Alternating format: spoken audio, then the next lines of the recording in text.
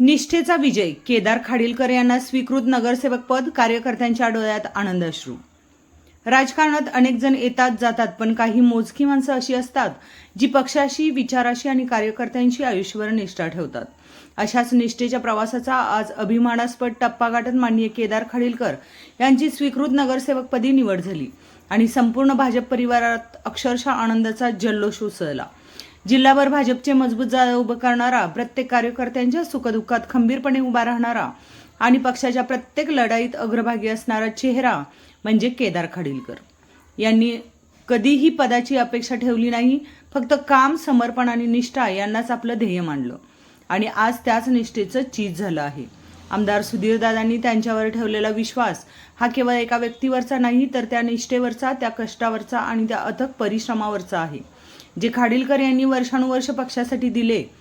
त्यांच्या निवडीची बातमी समजताच अनेक कार्यकर्त्यांच्या डोळ्यात आनंदाश्रू तरळले, कारण हा केवळ एका नेत्याचा सन्मान नाही, तर प्रत्येक निष्ठावंत कार्यकर्त्यांच्या मेहनतीचा विजय आहे.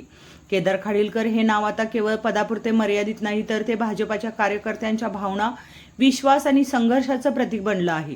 त्यांच्या माध्यमातून समाजकार्याला नवी दिशा मिळेल, सर्वसामान्यांच्या समस्या अधिक ताकदीने मांडल्या जातील अशी अपेक्षा सर्व स्तरातून व्यक्त होत आहे.